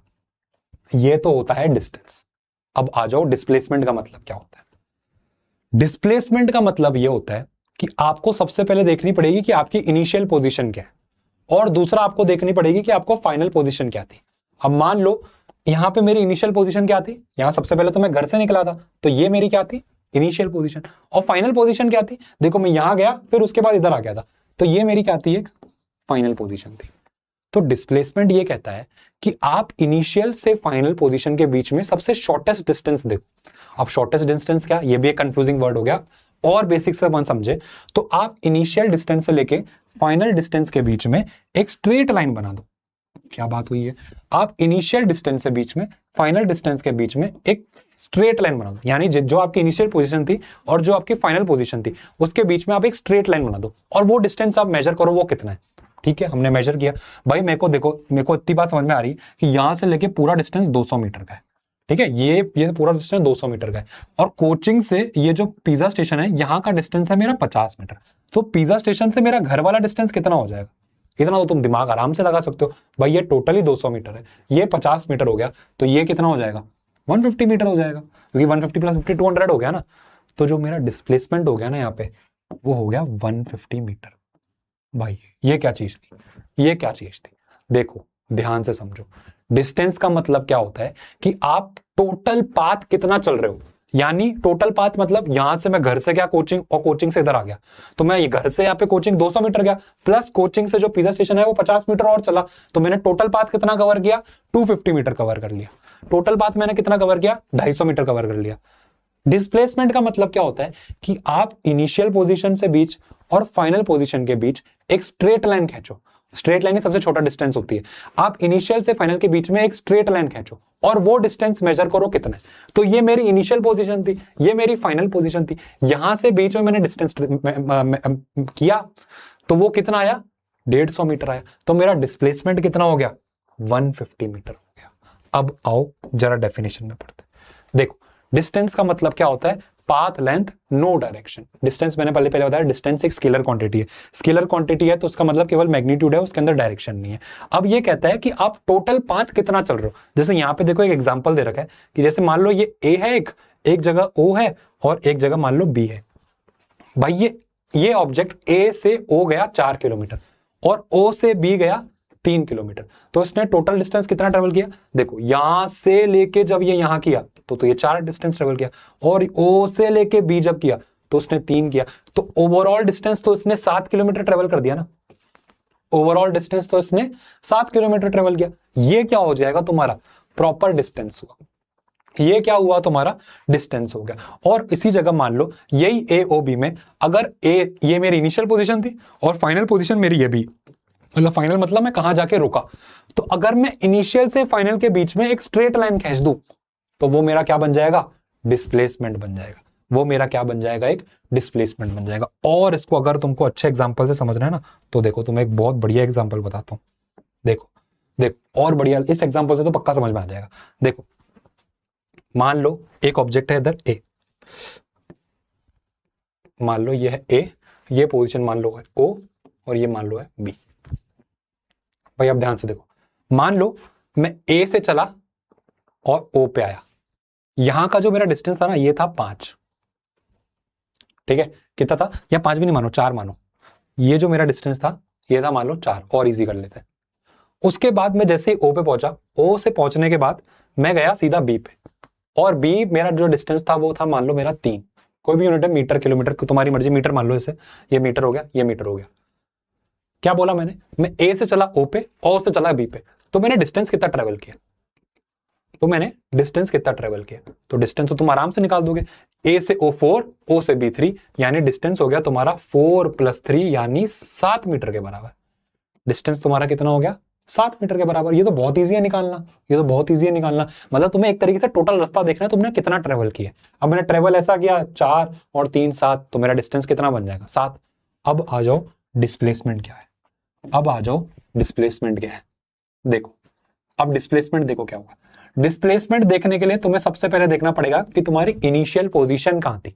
अब इनिशियल पोजीशन तो मेरी ये थी ना भाई, यहां से तो चलना शुरू किया था मैंने, और उसके बाद देखो फाइनल पोजीशन कहां थी। क्या ये ओ फाइनल पोजीशन है? नहीं, मैं बी तक गया हूं लास्ट, तो फाइनल पोजीशन मेरी क्या हो गई? ये बी हो गई। अब तुम्हें क्या करना है? इनिशियल से फाइनल के बीच में एक स्ट्रेट लाइन खींच दो। अब इनिशियल से फाइनल के बीच में एक स्ट्रेट लाइन खींच दो, तो ये जो ग्रीन लाइन बनाई ना मैंने, ये क्या हो जाएगा? मेरा डिस्प्लेसमेंट हो जाएगा। ये क्या हो जाएगा? मेरा डिस्प्लेसमेंट हो जाएगा।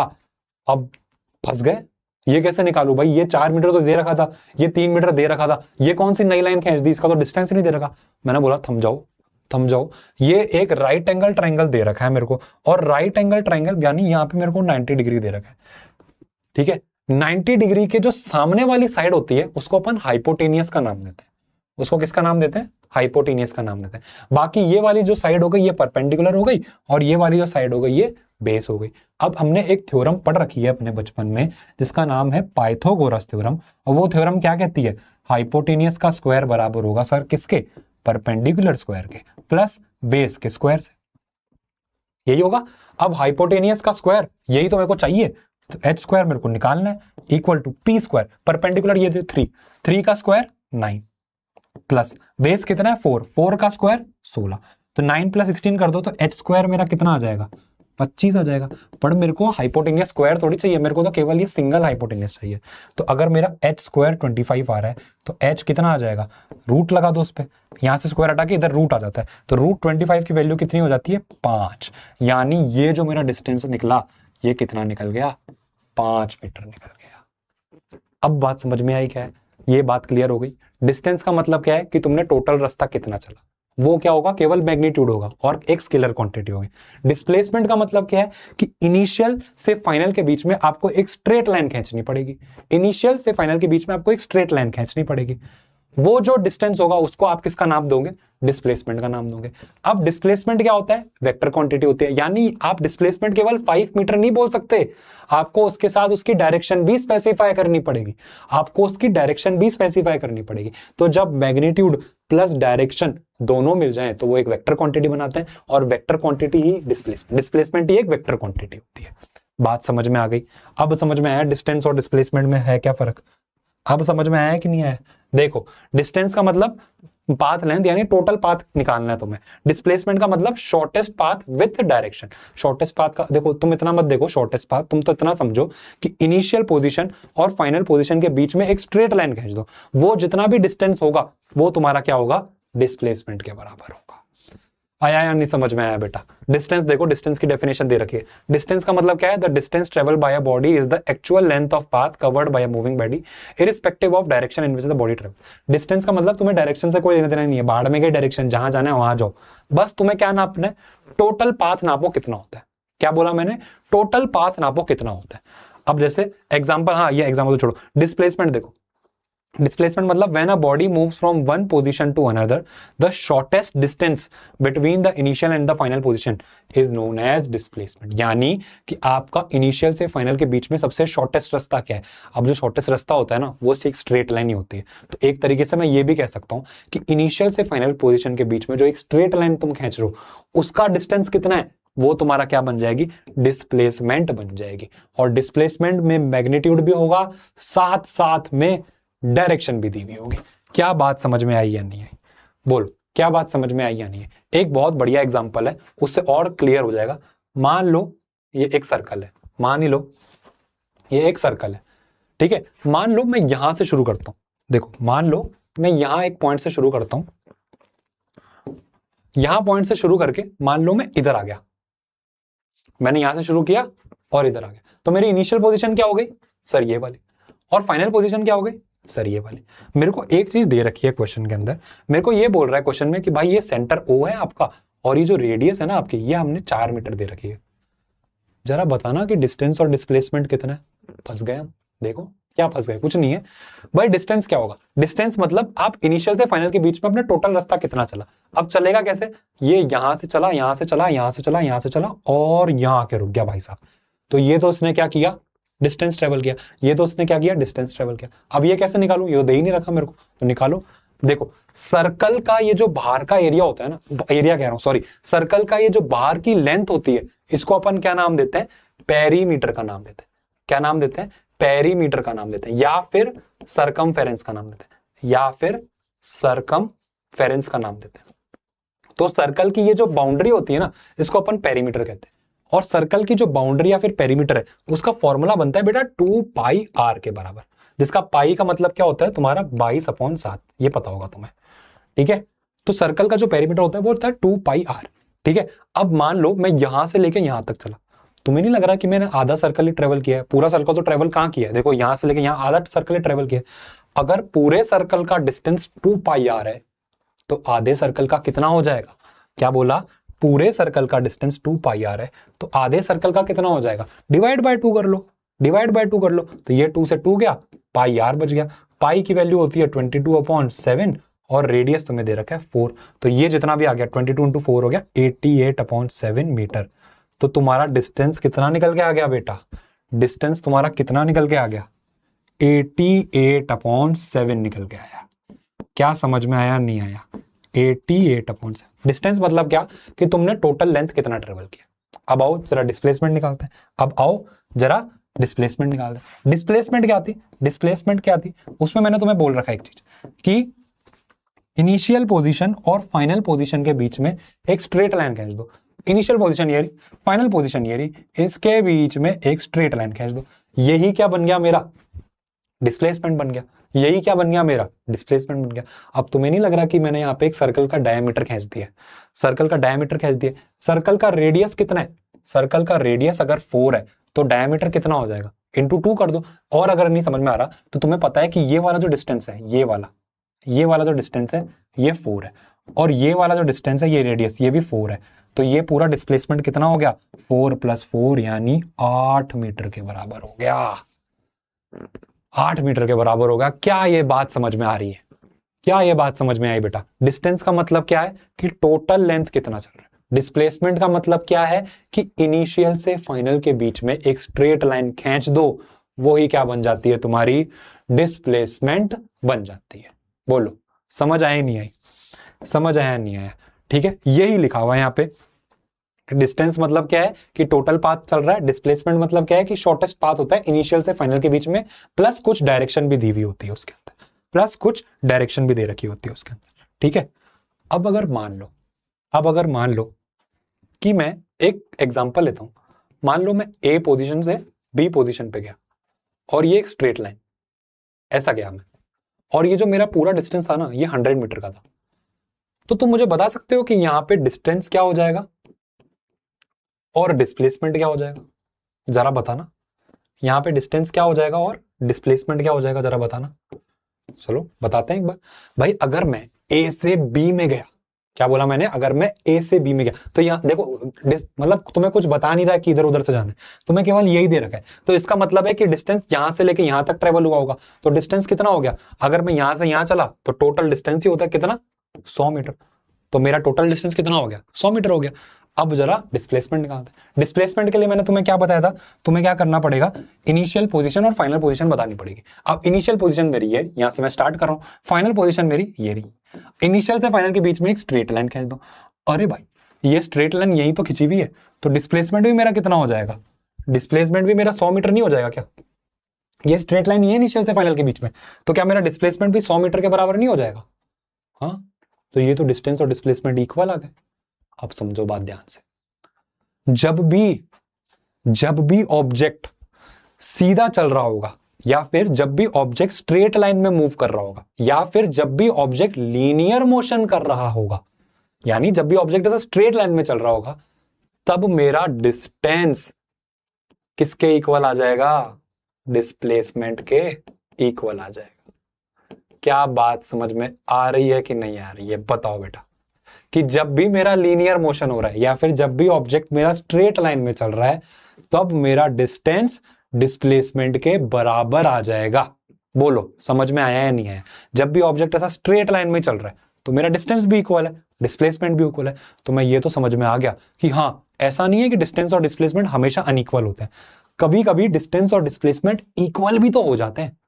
ये भी समझ में आ गया, ये भी समझ में आ गया। अब मान लो मैं एक एग्जांपल और लेता हूं। मान लो ये फिर एक सर्कल है, ठीक है। मान लो इस बार मेरी इनिशियल पोजीशन यहां, मतलब मैंने यहां से चालू किया और मैं यहां से चला और ये ऐसे पूरा सर्कल काट के दोबारा इसी पॉइंट पे आ गया। समझे मेरी बात, मैं यहां से चला और दोबारा इधर ही आ गया और मेरे को बता दिया कि ये जो भाई रेडियस है ना मेरा, ये 7 मीटर है। तो जरा बताना मैंने डिस्टेंस कितना ट्रेवल किया।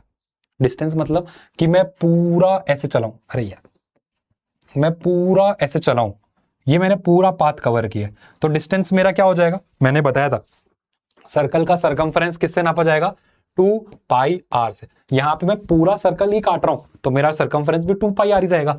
तो 2 की जगह 2, पाई की जगह 22/7 और आर कितना है, 7 के बराबर है। तो 7 से 7 कटा तो डिस्टेंस कितना आ गया, 44 मीटर के बराबर आ गया।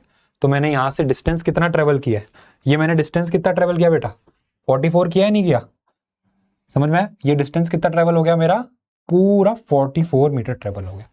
अब जरा बताओ कि डिस्प्लेसमेंट कितना है। मैंने बोला डिस्प्लेसमेंट के लिए इनिशियल पोजीशन पकड़ो, फाइनल पोजीशन पकड़ो, एक स्ट्रेट लाइन खींच दो। ठीक है सर, हमारी इनिशियल पोजीशन यही थी, हमने यहां से चालू किया, पर सर हम दोबारा इधर ही आ गए तो हमारी फाइनल पोजीशन भी वही हो गई। यानी जो मेरी इनिशियल पोजीशन थी वही मेरी फाइनल पोजीशन भी बन गई।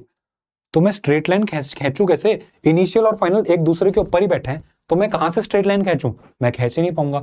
तो इसका मतलब मेरा डिस्प्लेसमेंट क्या हो गया यहां पे, इसका मतलब मेरा डिस्प्लेसमेंट क्या हो गया यहां पे, 0 के बराबर हो गया। किसके बराबर हो गया, 0 के बराबर हो गया। तो हमने एक चीज सीखी यहां पे, एक चीज सीखी। एक एग्जाम्पल और देखा था मैंने अभी, ट्रायंगल वाला कहां गया एग्जाम्पल, ये रहा। इस ट्रायंगल वाले के अंदर डिस्टेंस कितना आ रहा था, देखो इस ट्रायंगल वाले के अंदर डिस्टेंस आ रहा था 7 और डिस्प्लेसमेंट आ रहा था कितना, 5।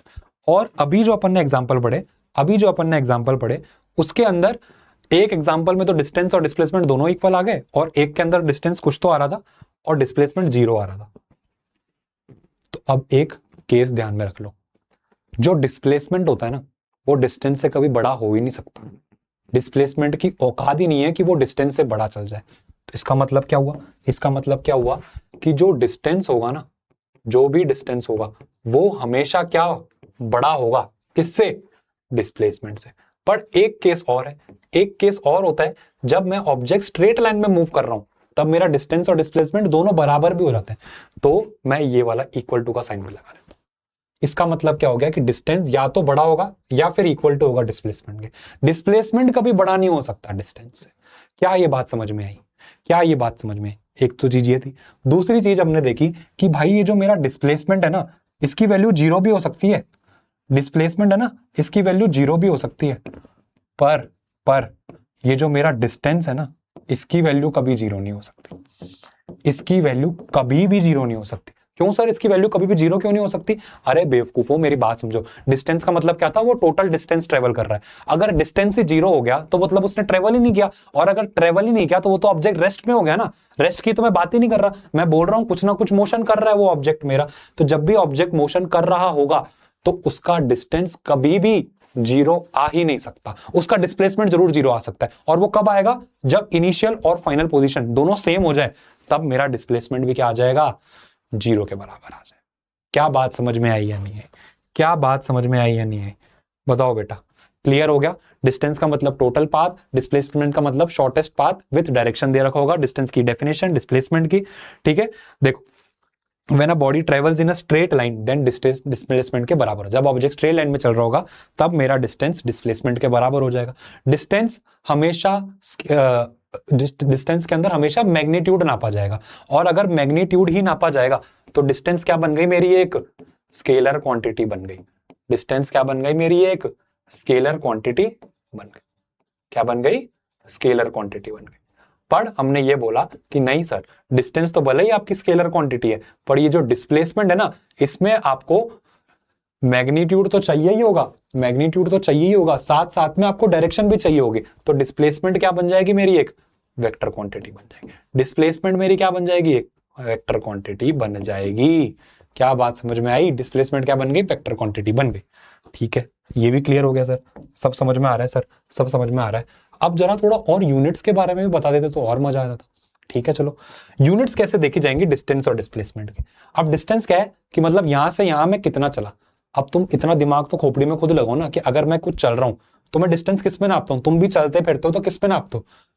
लीटर में नापते हो या किलोमीटर में? नहीं नापते। किस में नापते हो? मीटर में नापोगे, या फिर किलोमीटर में नाप लोगे, या फिर सेंटीमीटर में नाप लोगे, या फिर मिलीमीटर में तो बहुत ही कम हो गया। पर इन बेसिकली तो इन 3 चीजों में नापोगे ना, मीटर में, किलोमीटर में, सेंटीमीटर, इनमें ही नापोगे। हाँ सर, इसी के अंदर ही नापी जाएगी। तो बस डिस्टेंस और डिस्प्लेसमेंट दोनों की यूनिट यही होती है, या तो मीटर में नापा जाएगा, या किलोमीटर में नापा जाएगा, या सेंटीमीटर में नापा जाएगा। पर एक डाउट आ गया, सर ये क्या बात हुई? ऐसे तो फिर कितनों के अंदर भी नापते जाओ मैं, मीटर, किलोमीटर, सेंटीमीटर, ऐसे तो बहुत सारे हैं, तुम्हें पता है, मिलीमीटर, पिकोमीटर, एंगस्ट्रॉम, इतने सारे हैं। तो ऐसे तो कितनी सारी डिस्टेंस की यूनिट बन जाएगी। तो साइंटिस्ट लोगों ने एक दिमाग लगाया, उन लोगों ने एक वो बनाई, मीटिंग बिठाई, साइंटिस्ट लोगों ने एक मीटिंग बिठाई और एक नई चीज बनाई, एसआई यूनिट नाम से। क्या बनाई? SI unit. यान एसआई का मतलब क्या हो गया? System international. इसका मतलब क्या कि इन लोगों ने फिक्स कर दिया कि हाँ, आप डिस्टेंस की यूनिट आप एसआई यूनिट में नापो, यानी आप डिस्टेंस को, एसआई यूनिट डिस्टेंस की होगी बेटा मीटर। यानी आप जब भी दिखे ना तुम्हें, तो डिस्टेंस को तुम ज्यादातर मीटर के अंदर ही नापा करो। किसके में नापोगे? डिस्टेंस को मीटर के अंदर ही नापा करोगे। क्या बात समझ में आ गई? डिस्टेंस किसके अंदर नापा जाएगा? मीटर में नापा जाएगा।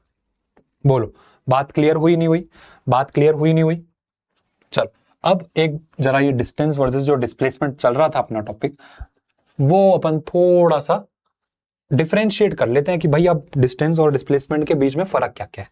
चलो चलो देखो, सबसे पहली चीज, डिस्टेंस क्या बनती है? एक स्केलर क्वांटिटी बनती है। क्या बनती है? एक स्केलर क्वांटिटी बनती है। सर बात समझ में आ रही है? ठीक है बेटा। उसी तरीके से डिस्प्लेसमेंट क्या बनती है? एक सर वेक्टर क्वांटिटी बनती है। सर वेक्टर क्वांटिटी बनती है। ओके सर, समझ में आ गई बात, वेक्टर क्वांटिटी बन गई, क्लियर हो गया। दूसरा पॉइंट क्या होगा?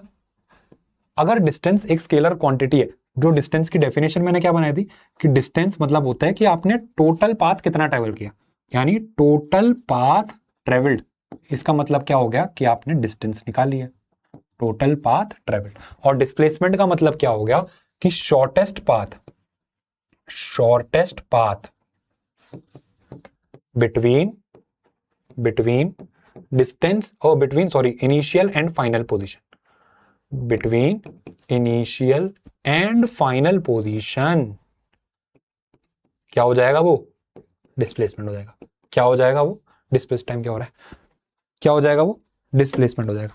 बोलो बेटा, बात समझ में आ रही है, बात समझ में आ रही है। डिस्प्लेसमेंट क्या है, डिस्टेंस एक स्केलर क्वांटिटी, डिस्प्लेसमेंट एक वेक्टर क्वांटिटी। डिस्टेंस का मतलब टोटल पाथ ट्रेवल और डिस्प्लेसमेंट का मतलब shortest path between initial and final position. ठीक है, क्लियर हो गई। अब एक चीज समझ में आ रही है कि ये जो डिस्टेंस की एसआई यूनिट होती है वो क्या होती है बेटा, डिस्टेंस की एसआई यूनिट होती है मीटर। तो सर डिस्प्लेसमेंट की क्या होती है, अरे भाई डिस्प्लेसमेंट भी एक डिस्टेंस ही तो नाप रहे हो, तुम और क्या कर रहे हो, बस शॉर्टेस्ट डिस्टेंस नाप रहे हो। डिस्प्लेसमेंट क्या है, डिस्प्लेसमेंट भी एक तुम वही तो नाप रहे हो, डिस्टेंस ही तो नाप रहे हो, बस दिक्कत ये है कि तुम सबसे छोटा डिस्टेंस नाप रहे हो। तो डिस्प्लेसमेंट की यूनिट भी क्या बन जाएगी, मीटर ही बन जाएगी। डिस्प्लेसमेंट की यूनिट भी क्या बन जाएगी, मीटर ही बन जाएगी। समझ में आ गया, इन दोनों के ऐसा यूनिट क्लियर हो गई। चलो एक और पॉइंट होता है कि जो डिस्टेंस होता है, distance can never be zero, distance can never be zero. भाई डिस्टेंस कभी जीरो नहीं हो सकता। अगर डिस्टेंस जीरो हो गया ना तो बेटा ऑब्जेक्ट चल ही नहीं रहा, रेस्ट पे ट्रेवल है, कुछ ट्रेवल ही नहीं किया उसने, जीरो रेस्ट पे बैठा हुआ है। और हमको अभी रेस्ट की बात नहीं करनी, हम मोशन के अंदर बात करें, चैप्टर में मोशन है तो मोशन की बात करेंगे। तो distance can never be zero, पर displacement can be zero, displacement can be zero. भाई डिस्प्लेसमेंट कैन बी जीरो कैसे हो गया सर, अरे मैंने अभी बताया कि जब इनिशियल और फाइनल पोजीशन सेम हो जाती हैं तब मेरा डिस्प्लेसमेंट भी जीरो के बराबर हो जाता है। क्या ये बात समझ में आ रही है, क्या ये बात क्लियर हो गई। चल लास्ट वाला पॉइंट देखो, लास्ट पॉइंट ये कहता है कि distance is always greater than और इक्वल टू डिस्प्लेसमेंट और इक्वल टू डिस्प्लेसमेंट। भाई मैंने एक चीज बोली कि जो डिस्टेंस होते हैं ना उसकी वैल्यू हमेशा ज्यादा होती है डिस्प्लेसमेंट से, या तो डिस्टेंस की वैल्यू डिस्प्लेसमेंट से ज्यादा होगी या फिर डिस्टेंस की वैल्यू डिस्प्लेसमेंट के बराबर होगी। भाई बराबर कब हो सकती है, जब ऑब्जेक्ट सीधी लाइन में चल रहा है तब मेरा डिस्टेंस और डिस्प्लेसमेंट दोनों बराबर हो जाए, और डिस्प्लेसमेंट की वैल्यू हमेशा छोटी होगी डिस्टेंस से। क्या बोला मैंने, displacement value is less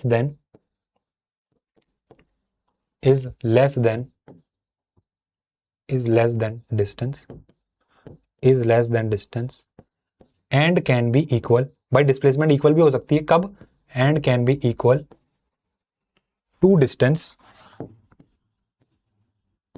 distance if initial position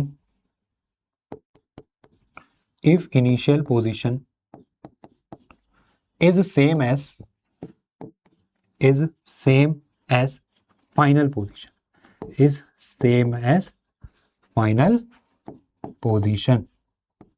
बोलो बेटा समझ में आया कि नहीं आया, समझ में आया कि नहीं आया, डिस्टेंस और डिस्प्लेसमेंट के बीच में अब फर्क तुम्हें समझ में आया कि नहीं आया, क्लियर हो गया। डिस्टेंस क्या था, टोटल पाथ था, डिस्प्लेसमेंट क्या था, एक शॉर्टेस्ट डिस्टेंस था। ठीक है, चले कब कब इक्वल होता है, देखो आपको रटने की जरूरत नहीं है, पहले ही बता रहा हूं, रट्टा मत मारना। तुम्हें समझ में आ गया है कि जब ऑब्जेक्ट स्ट्रेट लाइन में मूव कर रहा है तब डिस्टेंस और डिस्प्लेसमेंट सीधी सी बात है बराबर होंगे। जब ऑब्जेक्ट इनिशियल से फाइनल में दोबारा घूम के आ रहा है तब डिस्प्लेसमेंट जीरो हो जाएगा पर डिस्टेंस जीरो नहीं हो सकता। अब इसमें क्या रटोगे तुम, नॉर्मल सब समझ में ही आ रहा है तो इसमें रटना क्यों है अपन को। चलो चलो आगे बढ़ते हैं। अब एक एग्जाम्पल और देख लो, एक एग्जाम्पल और करें क्या, एक एग्जाम्पल और कर लेते हैं। जैसे मान लो एक स्क्वायर फील्ड है यार, मान लो एक स्क्वायर फील्ड है ए बी सी और डी, और मान लो ये जो साइड है ना ये 10 मीटर की है, यहाँ पे साइड कितनी है 10 मीटर की है। मान लो एक राजू नाम का आदमी है, क्या नाम का आदमी है, राजू नाम का। राजू ट्रेवल करता है, राजू बोलता है कि मैं ए से शुरू कर रहा हूं और ए से बी में गया और बी से जाके सी पे रुक गया। क्या बोला, ए से बी पे गया और बी से जाके सी पे रुक गया, यानी वो यहां पे आके रुक गया यहां पे। तो जरा मुझे बताना कि डिस्टेंस क्या होगा और डिस्प्लेसमेंट क्या होगा, और डिस्प्लेसमेंट क्या होगा। अब तो तुम्हें समझ में आना चाहिए, अब तो तुम्हें समझ में आ जाना चाहिए। तो डिस्टेंस क्या होगा, देखो भाई वो चला कैसे, ए से बी ये 10 प्लस बी से सी ये फिर 10। भाई स्क्वायर है तो स्क्वायर में सारी साइड 10 होगी, स्क्वायर है तो स्क्वायर में सारी साइड 10 होती है। तो डिस्टेंस कितना हो गया भाई साहब का, बोलो बेटा डिस्टेंस कितना हो गया, भाई जितना चला है, ए से बी 10 चला, बी से सी 10 चला, तो डिस्टेंस कितना हो गया? 20 मीटर के बराबर हो गया। अब जरा बताना डिस्प्लेसमेंट कितना हो गया, जरा बताना डिस्प्लेसमेंट कितना हो गया। डिस्प्लेसमेंट का मतलब क्या होता है? डिस्प्लेसमेंट का मतलब क्या होता है कि इनिशियल पोजीशन और फाइनल पोजीशन को पकड़ो आप। तो इनिशियल पोजीशन क्या थी? मैंने यहां से चलना शुरू किया। और फाइनल क्या थी? मैं यहां आके रुक गया सर। तो इनिशियल और फाइनल के बीच में एक स्ट्रेट लाइन खींच दो। ये लो मैं खींच देता हूं सर, इनिशियल से फाइनल के बीच में एक स्ट्रेट लाइन खींच देता हूं। यही मेरा क्या बन जाएगा? डिस्प्लेसमेंट बन जाएगा। अब इसको निकालो, अब इसको निकालना है। अब ये डायग्राम में दिख स्क्वायर नहीं रहा है, पर है एक्चुअल में स्क्वायर ही, अजीब सा शब्द फिगर दिख रहा है, पर ये है स्क्वायर। और स्क्वायर की एक प्रॉपर्टी होती है, स्क्वायर के अंदर जो भी ये सारे अंदर वाले एंगल होता है ना, ये सारे 90 डिग्री होते हैं। ये सारे एंगल होते हैं ना, ये सब 90 डिग्री होते हैं। ये 90 डिग्री, ये सारे एंगल 90 डिग्री के बराबर होते हैं। पता है ना, स्क्वायर के अंदर सारे एंगल 90 डिग्री के बराबर होते हैं। अब ध्यान से देखो, मेरे को डिस्टेंस निकालना है ये ए सी वाला, और मेरे को दे रखा है ये ए बी, और ये मेरे को बी सी दे रखा है। तुम्हें फिर एक राइट एंगल ट्रायंगल दिख रहा होगा। मैंने बताया 90 के सामने वाली साइड को क्या नाम देता हूं? 90 के सामने वाली साइड को क्या नाम दूंगा? हाइपोटेनियस का नाम दूंगा सर। 90 के सामने वाली साइड को हाइपोटेनियस का नाम दूंगा। एक इनमें से परपेंडिकुलर बन जाएगा, एक इनमें से परपेंडिकुलर बन जाएगा, और एक इनमें से बेस बन जाएगा। लगाओ अपनी पाइथागोरस थ्योरम, लगाओ पाइथागोरस थ्योरम। क्या होती है Pythagoras? H square equal to P square plus B square. ठीक है। अब हाइपोटेनियस का स्क्वायर तो सर पता ही नहीं है, निकालना है। परपेंडिकुलर का स्क्वायर कितना दे रखा है? परपेंडिकुलर 10 है, तो 10 का स्क्वायर हो गया 100, प्लस बेस कितना दे रखा है? 10, 10 का स्क्वायर 100, 10 का स्क्वायर 100, यानी एच स्क्वायर किसके बराबर आ गया सर? 200 के बराबर आ गया। एच स्क्वायर किसके बराबर आ गया? 200 के बराबर आ गया। अब मैंने बोला सर मेरे को एच निकालना है, एच स्क्वायर थोड़ी निकालना है, हाइपोटेनियस निकालनी है। तो एक तरीका होता है, जब आपको एच निकालना है तो स्क्वायर हटाने के लिए आपको क्या करना पड़ेगा? यहाँ पे रूट लगा देना पड़ेगा। तो ये रूट 200 क्या बन गया मेरा? डिस्प्लेसमेंट आ गया। रूट 200 क्या बन गया मेरा? डिस्प्लेसमेंट आ गया। अब कुछ लोगों को चुल होती है कि यार ये रूट 200 कैसे लिख दिया, ये तो समझ ही नहीं आ रहा। तो है ना, रूट 200 को क्या करो, इसके प्राइम फैक्टराइजेशन कर दिया करो। ठीक है, अगर तुम्हें रूट को निकालना है ना अच्छी तरीके से, तो इसके प्राइम फैक्टराइजेशन कर लो।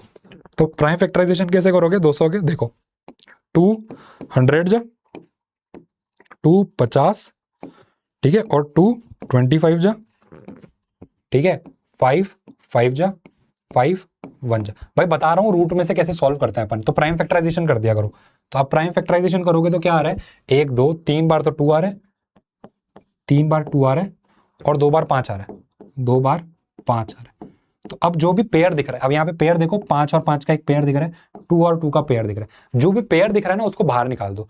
तो एक तो हो गया 5 बाहर आ गया, और एक 2 का पेयर दिख रहा है तो वो भी बाहर आ गया, इनटू होके बाहर आएगा, और अंदर क्या रह जाएगा? अंदर एक 2 बचा हुआ है, तो अंदर एक 2 रह जाएगा। बाहर हो गया 5 × 2 10, और अंदर आ गया √2। तो इस 200 को मैं 10√2 भी बोल सकता हूँ। यानी जो मेरा डिस्प्लेसमेंट निकला वो कितना निकल के आया? 10√2 निकल के आया। क्या बात समझ में आ गई क्या बेटा? क्लियर हुआ डिस्प्लेसमेंट और डिस्टेंस का मतलब क्या होता है? डिस्प्लेसमेंट थोड़ा सा निकालना ट्रिकी होता है, क्योंकि अपन को उसके बीच में इनिशियल और फाइनल के बीच में एक स्ट्रेट लाइन खींचनी पड़ती है। तो हल्का सा वो ट्रिकी होता है, पर मेरे हिसाब से अब आपको आ गया होगा। और अपन क्वेश्चंस करेंगे ना बेटा अभी, तो और क्लियर होता जाएगा। क्लियर है यहाँ तक?